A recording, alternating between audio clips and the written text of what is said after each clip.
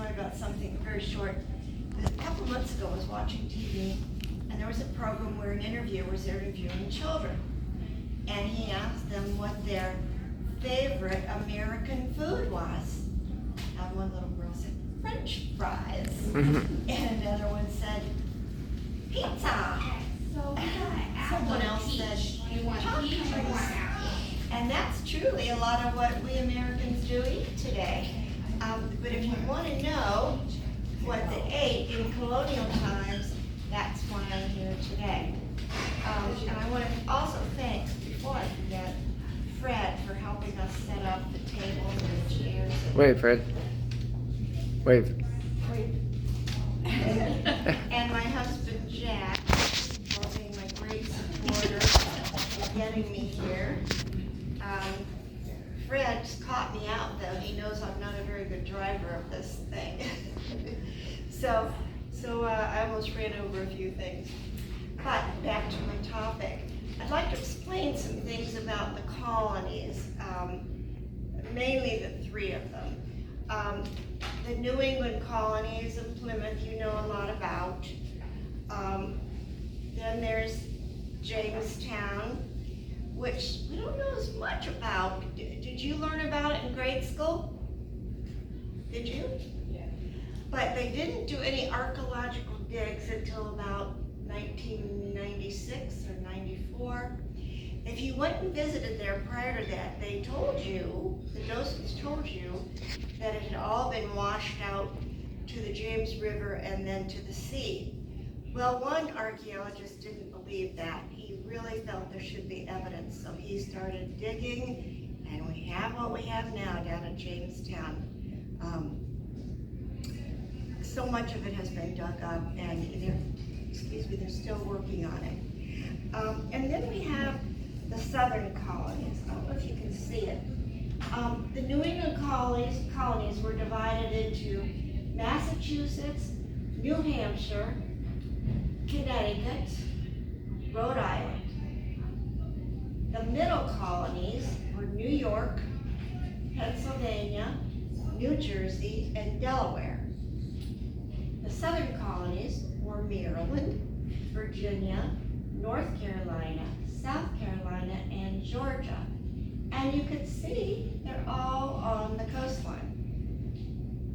So, the New England colonies, the Plymouths, the Separatists, the Pilgrims, wanted, as you all know, to worship the way they wanted.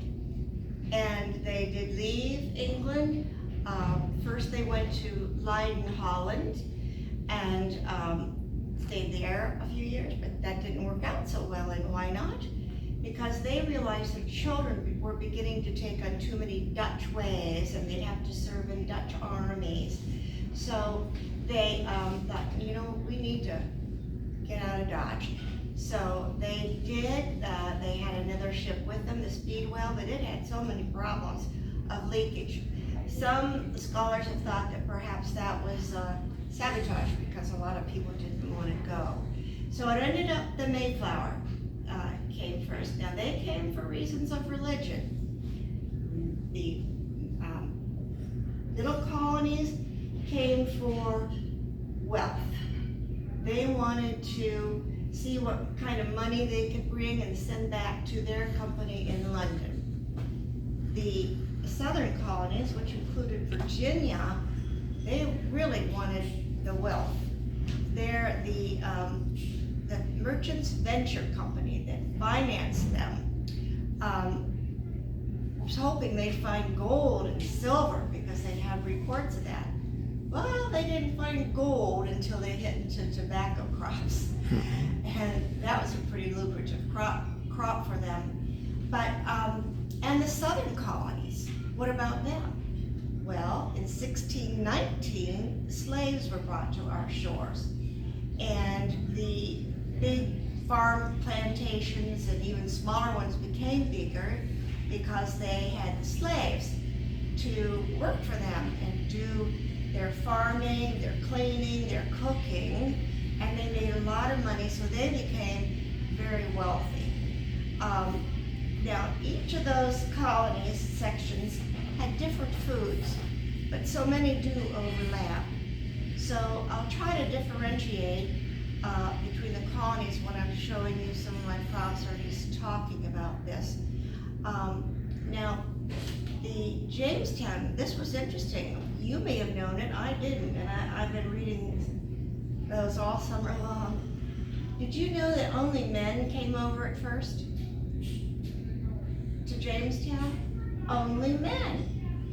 And there have been some reports that said, well, there were 2 women with them too, but I haven't been able to substantiate that because there's been differing reports.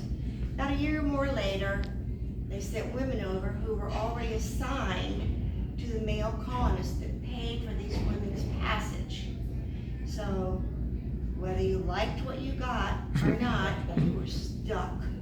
So they came over and they got married to them. So again, that was their reason, money. They wanted wealth.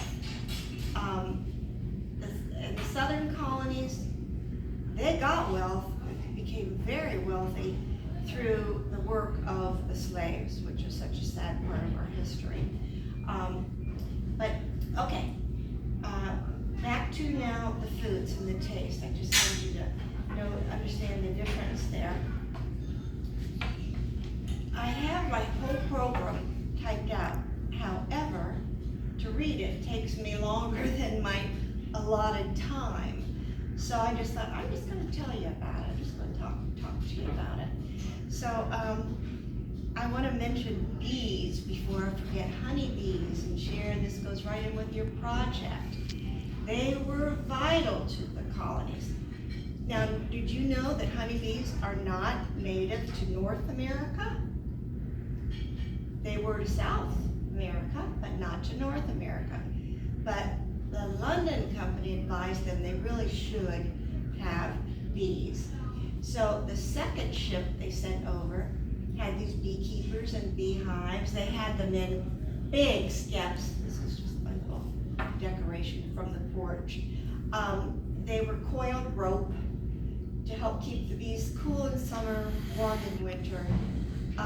And that's what they put them in crates. The skeps went into crates.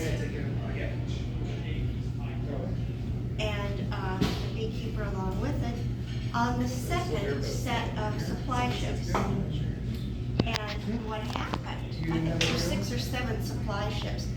These terrible winds and storms came up when they were sailing to America, and they got shoved off course. And one of my ancestral great-grandfathers was in one of the ships, the Sea Venture, that landed on the coast of Bermuda. Well, the ships were pretty damaged, and needless to say, the poor bees escaped. So, my great-grandfather, many times, and some of the other men that stayed on Bermuda, went to work rebuilding what ships they could. And they eventually got to Jamestown just in time. The starving time that Jamestown had been through. Now, Jamestown colonists were packed up and heading out of Dodge. They were on their ship, getting ready to head down the James River and go home. Well, they still considered it home. And they still considered themselves Englishmen. But those relief supply ships came up the James River just in time. So the Jamestown colonists turned around and went back to the colony and did better after they got more supplies, and then they got more immigrants coming over to be in the colony. Now, the New England colony, pilgrims, they were very religious people, as we know. Very strict, lived enacted by the Bible, and they even sometimes beat the daylights out of their children if they didn't behave. That's how strict they were. Well, there's something a philosopher, I think Greek, came up with it a long time ago about the golden mean. Have you ever heard about the golden mean? I had not. And it's where you want to strive for for the good of everybody. Well, the Pilgrims believed in the common kettle, that if everybody contributed to the common kettle, they would all do well, they would all be fed from their crops they planted, thanks to the Native Americans.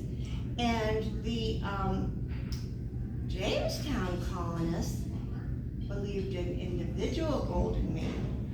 They first believed in a common kettle, but then they got a little provoked because some of the colonists worked harder than the others and said, well, look at so-and-so over there. He's not doing any of this work. Why should he get to eat? So about 4 years after Jamestown was founded, a man by the name of Thomas Dare came to the colonies, or to Jamestown, and he said, look, here's what we're gonna do. Each one of you are getting 3 acres for yourselves to farm, plant, whatever you need to eat. And if you don't work it, you don't eat. So they began then, of course, to work the farmland. Now the Pilgrims, when they landed, they had great help from Native Americans, especially one that we know as Squanto. But prior to Squanto coming into their village, one day a very well-built big Indian walked in and he said, welcome, Englishmen. Spoke English. He had also been captured at one time, as Squanto had, but he said, I know people, you know people, let's get together and see if we can help each other. So he brought to Squanto to their village one day, and he was great. I mean, I really have doubts, as do many scholars, as to whether or not that colony would have survived without their help. Now, the Jamestown colonists, on the other hand, they almost totally relied on the Native Americans to teach them and help to feed them. When they came, they just came with the food that was on their ship that brought them. Pilgrims, then he stayed on board the Mayflower until their men had gone and built them shelters or houses. And many of them got sick and died. So that only 45 out of 102 made it to live in Plymouth Village. Now, the things that they ate, excuse my props, but being a first grade teacher, I really relied heavily on props and still do to this day. Squanto taught them how to plant corn. And he showed them something called the Three Sisters. And you would plant a bean plant here, corn in the middle, squash over here. Now, any idea what that order was? Why that was? They line up on each other. Yes, Jenny. The beans would vine up the corn, as Jenny said, and that made a framework for them. What did the squash do that were on the other side? Yes, I didn't know until I Shade the roots and keep the roots cooler and. Very good. A+, Jenny. Yes, they kept the soil from drying out as much, kept them so the sun didn't beat down on them as much. They prevented erosion, kept the soil damp, and were able to grow big squashes, pumpkins. And they locked those together under the name pompions. So a pumpkin back then was called a pompion, and so were all the various squashes that they grew and fixed and ate. And he also taught them how, when you plant a corn seed, dig a hill, put a dead fish down in the soil, then you put some soil over that, and then you corn seeds and soil over that, so that the seed would be fertilized and it would grow a good strong plant. So it really helped the Pilgrims to have that corn because it helps sustain them. And they didn't eat corn in England. They were mostly all English, except for some of the adventurers, maybe like Captain Miles Standish. He was an adventurer, even though he became their militia commander. So they got started with the corn that really, really helped to save them. And then they taught them about the beans and the squash. But in England, corn was considered yuck, maybe for the animals, the livestock, but not for people to eat, surely. And I remember being in England a few times before, and I never got served corn. So I don't know if they still feel that way or not. But then in Jamestown, part of the reason for the starving time was that they wouldn't eat corn because they thought it was below them, beneath them. And if our aristocracy and our gentry, of which there were several in Jamestown colony, wouldn't eat it, then neither are we. And their leader, that first Judge John Smith, said, look, you either eat it or you die. So he convinced them to start eating it. In Plymouth Colony, they weren't sure about it at first, but William Bradford and Edward Winslow said, you need to eat this corn. And they did end up eating it and really enjoying it and the benefits of corn. So that's one of our few true American foods is corn. Corn was native to North America as well as South America. So in my little bowl here, or big bowl, we've got pumpkin, apples, Indian corn, potatoes under Miss Pilgrim here. Now, Sweet those potatoes. became what one early English cook called what she would always put into standing dishes. Standing dishes are what they always had going all the time.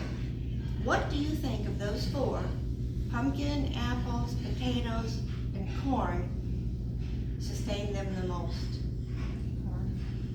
Just guess, not a test.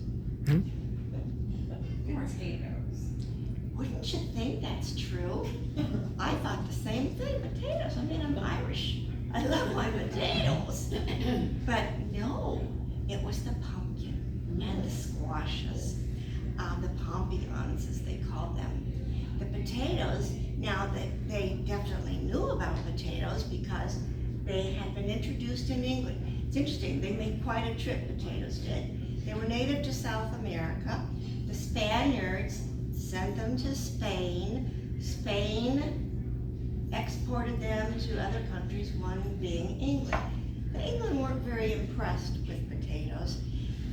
So, and not so much because they did not send any potatoes on the Mayflower. They didn't, they don't eat them, so we're not going to take up valuable space and send them with pilgrims. Now they did get sent later, and they ended up enjoying them, and they made potato cakes, mashed potatoes, which probably most of us really like. So they made those in their kitchens, and the pumpkins, oh my, they could do so much, and the Native Americans loved them. The Native Americans would cut the pumpkins in strips, and then they would dry them, and sometimes they would twist them together. And it made great food for them to go, especially if they were traveling. And the pilgrims diced them and put them in some of their huge stew pots, the stew kettle. I have an old huge one from my great-great-grandmother, but so heavy. So I told him he didn't have to cart it here. There was almost always pumpkin going. Now, some people believe, I grew up believing that there was pumpkin pie at what they called the first Thanksgiving, but there wasn't. They hadn't made it into pie yet. It was mostly stews and pottage. And they would put it on their fire and they would boil it and bubble it until it boiled down, and then they didn't add any more liquid, they just added more pieces of pumpkin. They like to get it really thick and stewy. So they ate that. Now their kids, apples, oh my. Now they did bring apple seeds with them, and apples became plentiful then. And they made apple dumplings, apple fritters, dried apple rings, whatever they could. And so what did I leave off? Well, the corn, we've already discussed. Sweet potato. A little bit more with the corn. The Native Americans taught them that all these different ways to cook corn. And one would be get them off the kernel, pound them until they could get the outer shell off. And then they would be left with the inner shell, more pounding to get cornmeal, corn flour, because they found out they had wheat seeds with them, but they found out wheat didn't grow well in that kind of rocky, cold environment. So they relied on cornmeal, corn flour a lot in their cooking. So we did pumpkins, apples, Sweet potato. corn, Sweet. sweet potato? Yes. Now, they didn't have the sweet potato at first. It came later, but the middle colonies and the southern colonies had sweet potatoes, and they loved them, and they fixed them in all different ways. But they eventually did get them in Plymouth, and I have one in there somewhere. But let's talk about their kitchen. Oh my, they built one-room houses, and sometimes they'd have a loft if they needed a place for their children, or maybe to dry some of their produce. And they had a huge fireplace, about 8 feet long, that if they wanted, they could fit a whole family in it. And they would have some of the pots they brought from England, and they had a system of chains and hooks, and that's how they would temperature a lot, by taking off a hook, adding a hook. If they needed it closer to the fire in the fireplace, they had a specific way of building their fireplaces, their fires in their fireplaces. They also had iron pots that they would sit near the ashes, near the front of the flames. They also had something that was called a spider, and it was iron, but it had 3 legs, and it would sit in the ashes to heat. So all the cooking, once they moved from the outdoor fires, campfires, once they got their kitchens going, all of that was done inside, but it also made for a nice warm house. They also, to bake, now remember, they didn't have wheat flour yet, so to bake, they built in chimneys, ovens in the sides of the chimneys. And the women would build a fire in the fireplace. The heat would go into their baking oven, and they would stick their arm up in the baking oven. Phew. And it was hot enough, they knew it was time to bake. If it was too cool to their hand, it wasn't ready yet. But many of them had hair burned off their arms, singed off their arms, because it was so hot when they went up there. And they used a long instrument called a peel. That's what they're called today, the pizza shop. The long-handled wooden boards, they put the pizza on, stick it in their ovens, and take it back out, and get it out again. The things that need baked longer, like down around Boston, the baked beans, they put those in the back of this oven that was built, and the breads up closer. They had a big, usually iron door that closed it off. So that's how they did their cooking. Now, their eating, they had made some kind of table, whether it was out of 2 barrels. Oh, yeah, 5 minutes. Fred, tell me 10. What's that? Tell me 10 minutes left. No, I actually got 5 minutes. That was 5. I'm not telling you to stop. No, he's not telling you to stop. Okay, okay. Let me skip to, the southern, I won't even get to show you all my props. I better do this one though. The southern colonies, because the slaves came, cooked for them, there was one main cook, so they brought their taste with them, like chili peppers, chili powder, things that were hot. They liked hot and spicy. Bene seeds, which are sesame seeds, so that, I mean, otherwise they wouldn't eat much because they were not used to the colonists' food down there. And all the colonies would grow string beans, cabbages, lettuces. String beans, the Plymouth colonists and the Native Americans would string together to, they called them leather breeches because they looked like pants. But then the farm animals they had behind their houses, they had chickens. Where's Mr. Chicken in here? Well, there was a Mr. Chicken in here. And they had, of course, sheep. Now, what do you think they use sheep for? Wool. Wool, exactly. And sheep's milk. And the chickens, there he is. At first they didn't eat much because they needed them for Eggs. eggs. Eggs were very important to them. So it wasn't until they became more prolific in what they, oh yeah, the eggs, thanks honey, to what they were growing. And so then they began to eat more chicken. But they ate a lot of venison. The Native Americans talked to them about venison. Cows for Milk, cheese, butter. milk, cheese, and butter. Yep. Did you read my notes? And of course they had to have Mr. Cow. It's a Mr. bowl. Cow. And they had ducks, and they had geese, and the geese were for feathers, fat, and also to eat. You know, like, what's his name in Scrooge? Cratchit? Yeah. Big goose for dinner. And goats. What did they use goats for? No. Goat's milk, which then made cheese. And oh my, lots and lots of pigs for Bacon. bacon. Ham, yes, Jenny. So they had lots of that. Now, and sometimes if they were getting a bit hungry and didn't have much, they would even eat raccoons. Ugh. Oh, they had dogs running around the colony.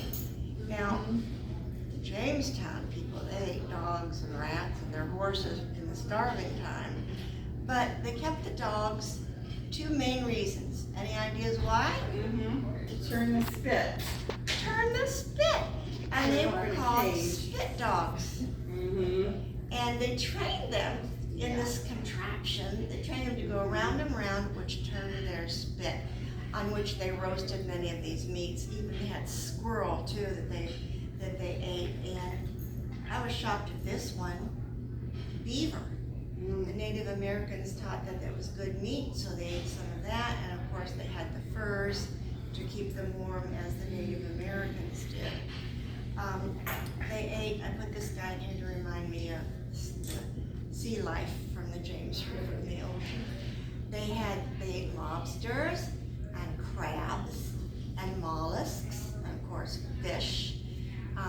They didn't do a whole lot of that. The Native Americans tried to teach them how to catch all this stuff, and they did some, but they really preferred the venison that they could shoot and bring back and cook and make all kinds of things. Now, when they did cook meat, they cooked it a very long time in their pan, in their big pot, over and over and over, overnight, over the days.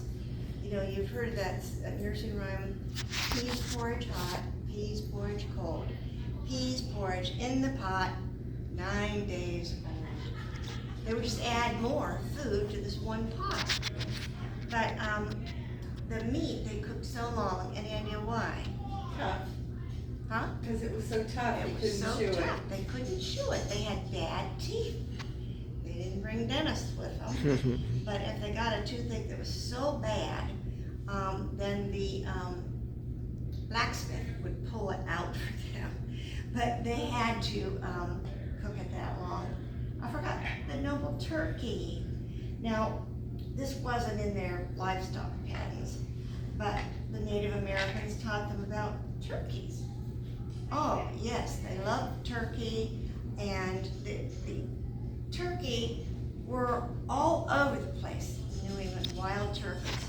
So much so that, and they ate it, the Native Americans and the colonists ate so much that it was decimated by the mid-1800s, which is after the colonial period.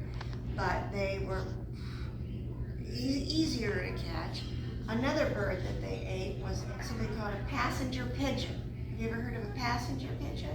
Mm-hmm. We've heard of carrier pigeons, but passenger pigeons, I thought, what was their passenger?